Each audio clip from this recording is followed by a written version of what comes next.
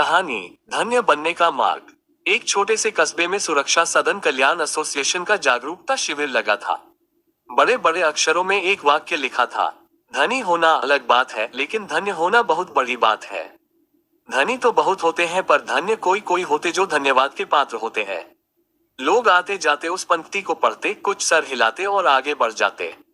लेकिन उसी भीड़ में एक व्यक्ति था, रमेश। वह कस्बे का सबसे अमीर व्यापारी था। धन, प्रतिष्ठा, बड़ा घर, सब कुछ था उसके पास, पर चेहरे पर संतोष नहीं था। रमेश ठहर गया। उसने स्वयंसेवक से पूछा, धनी और धन्य में इतना फर्क क्या है?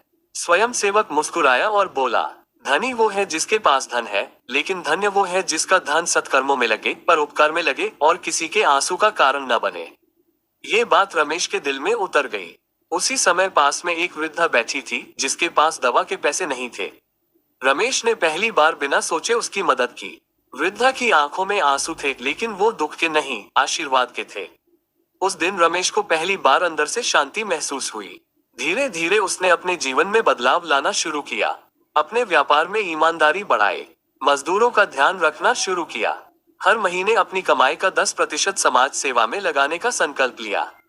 अब वह सिर्फ धनी नहीं रहा, बल्कि धन्य बनने की राह पर चल पड़ा। एक दिन शिविर में फिर से आया और बोला, आज समझ आया कि जल तो हर जगह है, लेकिन गंगा जल इसलिए श्रेष्ठ है क्योंकि वह पावन है। वैसे ही हर धन कमाया जा सकता है, लेकिन वही धन श्रेष्ठ है जो पवित्र तरीके से कमाया जाए और दूसरों के काम आए। स्वयंसेवक ने कहा, यही तो हमारा संदेश है। सुहावन बनने से अच्छा है पावन बनिए, और धनी बनने से अच्छा है धन्य बनिए।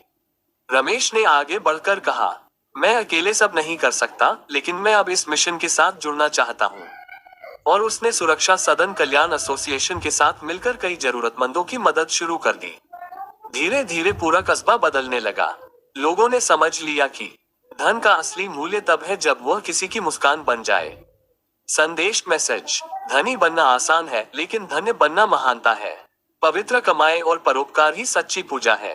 अपनी आय का कम से कम 10% समाज हित में जरूर लगाएं।